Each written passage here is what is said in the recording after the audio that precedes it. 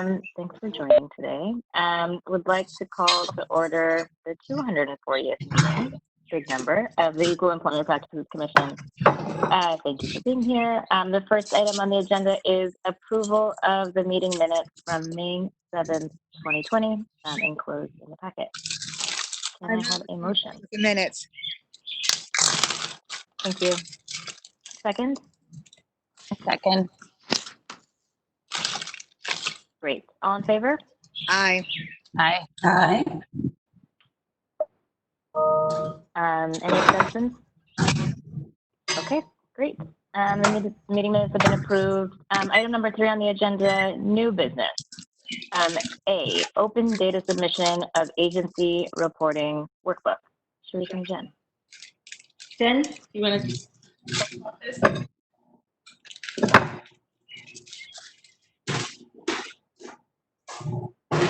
There? All of a sudden, she's not there. Jen, you're on mute. It's helpful. Okay, can you guys hear me now? Yes. Okay, sorry about that. Open data law, which is a local law 12 of 2012, requires that all public data be made available in one centralized location. And so the City of New York has set up an open data portal where agencies will upload data sets so that the public can access that information in one central database. As part of the requirements of the local law, every agency has to submit a reporting workbook, which sets forth the agency's data sets that are going to be published in the future, meaning made available to the public in the future. Any data sets that are maintained on the EPC website, and any data sets that are released pursuant to FOIL requests.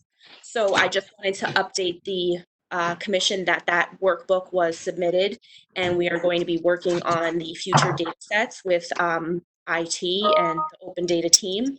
And there's also civic engagements that the agencies are required to do, 3 per year. And we've already succeeded in completing 2, which is publication in our annual report and advertising our involvement and participation in open data on our website. And this will be a 3rd one because we are advertising our participation in open data at a public meeting. So I just wanted to keep you apprised of our status, and that's it. But Jen, nothing is, quote, private. All we're doing are data sets, so it's all just numbers of complaints. Well, the data sets are basically like spreadsheets of information. So one of our data sets, for example, is our annual reports. So if you want to go and search and look at all of our annual reports, you would open up that data set and then you could click on each year, which would bring you to that particular year's report. It's a way of the public being able to access our public information without having to make multiple FOIL requests. But it's gross information. Yes. Like our data sets are the EPC reports, our meeting agendas and videos, and when we produce local law 13 reports, that will become a data set, and our audits, which is separated out by agency, which is all information that is already public. It's made available through the municipal library in its electronic form now. But again, it's so that the public can access and look at these things without having to make a formal FOIL request, because they are public documents that would be released pursuant to FOIL anyway. Okay. Thank you. You're welcome. We also recently had, thanks to Michael, we recently linked all of the audits on our website to the Doris portal, so that anyone that clicks on an agency can lead them to Doris, and they can get the most recent information we submitted there. So it's all linked now, which is great. First, we would have to send the information to Doris and update it on our website, but now it all leads to the same place. So thanks to Michael, if he's listening. He did that, and I think that's fantastic. Thanks, Michael. Any other questions on this item?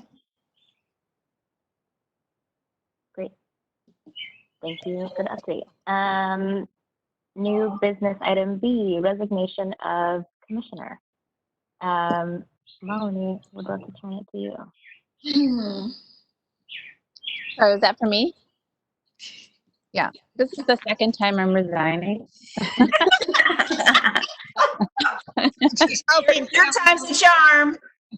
This will be a standing item on the agenda, but We're so okay with that. I just obviously I love the commission. I love working with everybody on it. It is just amazing.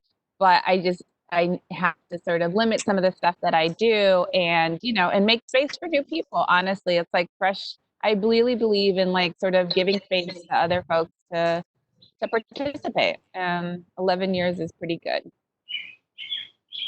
But It's really been 11 years? it's been 11 years. Yeah, it's my start at the commission is timed with my oldest son. Wow. I do remember you being pregnant with the twins. I was yeah, well, that was second round, but the first guy, I was I got, I think, appointed like a couple of weeks or something before I gave birth. So, Wow. Yes, we've lived through it. So I'm just letting you know that something's coming down the pike. I'm planning something, so please be available next Tuesday. And I'm going to ask the commission members to stay on the line after you leave. okay. Well, now I'm intrigued. Okay. Thank you for your service, Commissioner. Thank you. And thank you for also sticking with the commission through some trying times. Yeah, and we discussed this earlier, but it's like obviously we don't want to leave a hole in terms of moving the work forward. And so to the degree that I'm helpful, I'm happy to participate until we get to the commission. Okay. Great. Okay. Would like to move on to the next item if there are no other items for new business. Item number 4 on the agenda, audit update. A, status of sexual harassment prevention and response practices audit 2020 AP. Okay, so slowly chipping away, considering everything that's occurring. Yeah, it's amazing. Yes, we've started 62% of the audits on the 2020 audit plan. 9 of 34 preliminary determinations have been sent. The other ones are in the pipeline. Some are being finalized. Some are being drafted, and some we've scheduled conference calls with the agencies. But to date, we've completed 15% of the audits. That's 5 of the 34. 5 agencies are in compliance. I think 1 agency was able to skip compliance and 4 others entered into the compliance monitoring period. But we're doing the best that we can. Our goal and our aim is to try to get agencies into the compliance monitoring phase by the end of July. We're trying. So I'll keep you posted on that. Charisse, is your problem the fact that everybody's out of their office and therefore people aren't close to their records, and it's just a period of it's not that anybody's non-responsive, it's that you can't get everybody to respond because of just physical problems? That's some of it. Some of it was also logistically being able to perform our work, because we had to place documents on OneDrive so that the analysts can have access, because we want them to have access to records. So we don't want them to take records home, because there is some sensitive information that, may not be the best information to take home. Let's put it that way. Yeah. So some of it was the EPC trying to figure out logistically how we can do the work. And now that we've gotten that under our belts, the other portion may be having contact with the agencies, and if they had something at one point but they forgot it at the office, or something like that. It's just working out many different scenarios that we've never dealt with, and having to try to accommodate the agencies and to obviously to perform our work under conditions that Yeah. are brand new to us. I don't want to make work, which is rare for me, but it seems to me that just thinking ahead to the annual report, probably it makes some sense for there to be some notes to file that you can use later to chronicle the delays caused by the virus, and that would be its title. I mean, it's not work normally, and you can't, and there are things that were either not thought about or unavoidable that have really reduced productivity, because my guess is that you're going to end the year with numbers that are not going to be the sterling numbers we've had before. Maybe I may be wrong. I hope I am, but it seems to me we ought to at least have a place where we can rely on or cite the reasons why our performance may be not as stellar. Right. We're taking note of the impediments. We'll see. I think I'm optimistic. You I always think we'll are. get stuff done, right, Jen? I'm optimistic that we can note we had delays and yet we still make our numbers. Okay. I think we can still try our hardest, and we may surprise people. Let's just put it that way. If I may, there was kind of a learning curve for everybody to get used to, like Cherise said. Now that we're kind of getting through that learning curve, the processes of working from home are now becoming more of a routine, and I think we're going to be producing much quicker going forward. You should be more efficient, but it really is the data collection because you're not in control of the data you have to receive from others. That's really my concern. It's not that you won't be efficient, it's that you're going to be delayed because of others being out of routine. Right. So the delays may occur on the compliance monitoring side, but in terms of being able to get the preliminary determinations and the final determinations out, I think that is more in our control. And so I believe, like Jen said, we have a rhythm now, and we are more, I guess, cognizant of the things that we can and cannot do from home.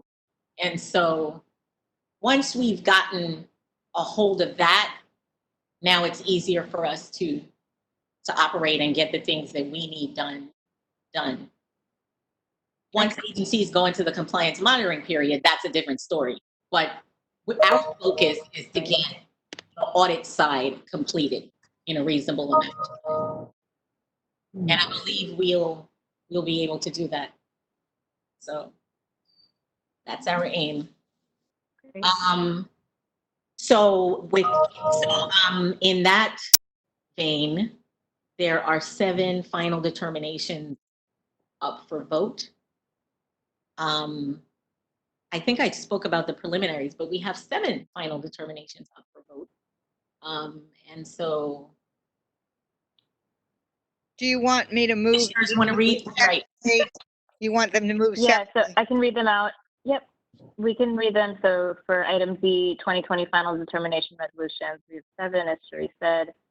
Just for the record, I can read them out. Number 1, resolution 2020 AC 24134-2020, City Civil Service Commission.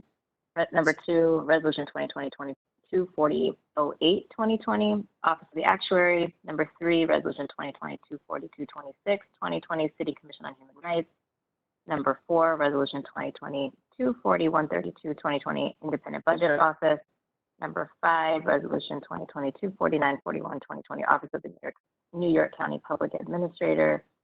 Number 6, 2020-240-021, 2020 Office of Administrative Tax Appeals, and number 7, excuse me, Resolution 2020 AP 240-032, 2020 Department of Investigation. Do we have a motion? I move for approval. I second. All in favor? Aye. Aye. Any abstentions? And any in the negative? Great. Thank you for the update and for the vote. Item number 5, A, status of compliance update, status of 2019 audit plan compliance monitoring. So as Sharice mentioned, we're moving along. We currently have a remaining 4 agencies in compliance monitoring from the 2019 audit plan. Their compliance monitoring period ends at the end of this month, and I'm confident that we'll be able to wrap them up. They don't have many corrective actions remaining. We have 1 agency that has finished their compliance monitoring period and that they've implemented all their corrective actions, but they have yet to issue our final action memo. So hopefully that will be done and we can get that on the agenda for the next meeting. And then the 2019 audit plan audits will be complete. So right now I think we're at, I want to say 43 out of 48. We've issued certificates of compliance or 1 non-compliance. And now for 2020, like Sharice mentioned, 21% of our audits are completed. We got a couple in yesterday, Sharice. So there's 7 of 34 agencies have gotten their final determination, have entered into compliance monitoring, and one of them, the Civil Service Commission, you'll see is on the agenda for both a final determination and compliance determination because they only had 1 corrective action and they have since implemented it. So I think that, like I said, we got off to a little bit of a rocky start because of all of the things that were outside of our control, but the agencies have been, for the most part, very cooperative. They are trying to do their own workarounds, and we're trying to be a little bit more creative in how we can accept documentation of their implementation of their corrective actions. So yes, I'm confident that by the end of the year, we will make our numbers. Okay. So, Great. Any comments yeah, on the status before we move to vote? I just want to reiterate that I said 15%, it's 21%, you said, Jen? Yes, we got a couple out yesterday. Okay, so just want to emphasize that. Progress. And we are going to have a lot of bell ringing when we get back to the office.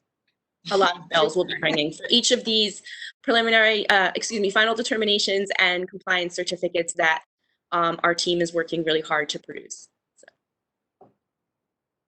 Yep. Let's move to the vote. So item B on this agenda, 2020 compliance resolutions, we have 6, as was mentioned, for a vote. Number 1, Resolution 2019 AP 24801, 2020 C8 Small Business Services. Number 2, Resolution 2019 AP 24850, 2020 C9 Department of Design and Construction. Number 3, Resolution 2019 24827, 2020 C10 Department of Sanitation. Number 4, Resolution 2020 AP 24134, 2020 C11 Civil Service Commission. Number 5, Resolution 2019 AP 24466, 2020 C12 Borough of Manhattan Community College. And number 6, Resolution 2019 AP 240. 030, 2020 C13 Department of City Planning. Can we have a motion, please? I move that we approve all of them. Second. All in favor? Aye. Any abstentions? And any of the negative? Great. Fantastic. Thank you all for the update and for the tremendous amount of work. Thank you. Great. And with that, we'll move to executive session.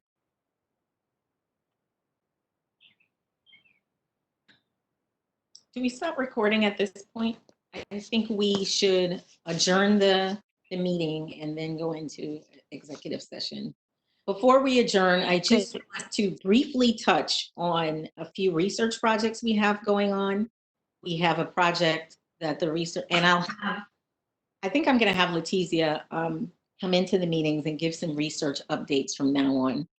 But we have a project called the Agency Impact Metrics, where we consider the number of compliance criteria that each agency satisfies at each stage of the audit, which then paints the picture of the EPC's impact on an agency and the number of points that we've been able to move an agency from non-compliance to compliance.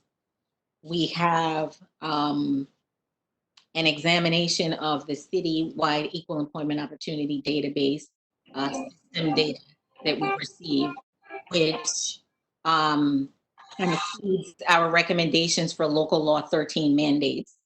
So we're reviewing the SEEDS data, the annual plan and quarterly data that comes to the APC from each agency.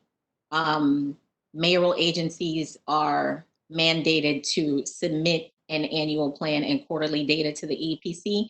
Non-mayorals are mandated to submit an annual plan. The research unit is studying all of the plans and all of the reports to inform our recommendations for local law 13. The research unit is also building a data dashboard that pretty much will feed our recommendations for local law 13 by providing a 10-year analysis of an agency, of each agency. And we're also doing, the final project is the EEO comparison. We're doing a comparison of the EPC to other agencies of its kind nationwide, which we haven't found any. And we're using it to develop and consider EEO best practices in a national context. So those things are coming down the pike, and we would be able to demonstrate the APC's value to individual agencies, to the city by studying other cities, and also be able to inform recommendations for local law 13. So those are some of the exciting research projects we have that are going on alongside the audits. Sharice, I'm going to ask a dumb question. Please don't. No, go ahead. Now, what are the criteria by which you compare your performance to a similar unit in Philadelphia? Well, we don't. So what we found is that there's no agency that's similar to the APC. Okay. So now we're comparing ourselves to what? So what we're doing is saying, that's why we start looking at ourselves and saying, how does an agency like what is the benefit to having an agency like the APC in the city? And individually, we can look at agencies, and when we look at the compliance criteria, we look at how they complied from the minute we got to the agency, which is before we wrote the PD. What are the non-compliant issues they had at the PD stage? And then at the end, basically everyone complies because we hope they go through a monitoring period. So at the end, if we put the criteria on a scale and we rate it and we give it points, we can say, okay, we moved an agency from this much non-compliance to compliance. So let's say we gave the agency a grade. So we move the agency from probably a 70 to 100. Or maybe some agencies were, I understand how we're going to value ourselves, showing within the city of New York how we have provided a benefit. What I don't understand, which was the reason for my dumb question, is how you compare yourself to Philadelphia. If they have no such unit, then how are you making a comparison? What criteria are we using as we compare ourselves nationally? Well, the criteria will begin to emerge. Those are things that we can't speak to right now because we're trying to figure out what the entities do, and that's why we're doing research. So we're trying to figure out what the entities do, where do we overlap?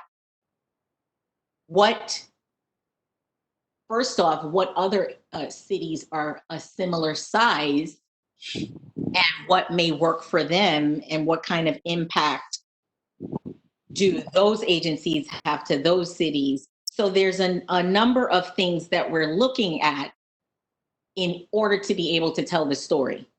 Okay, We can come back and for one of the, I mean, it seems to me that if you go anything below the top 20 cities in terms of population, you're in a never land.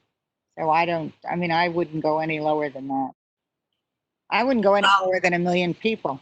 So that's the thing. We have to look and we have to see and we have to figure out what is similar, what agencies are similar, or what cities are similar, what cities are not similar, and then what trends begin to emerge.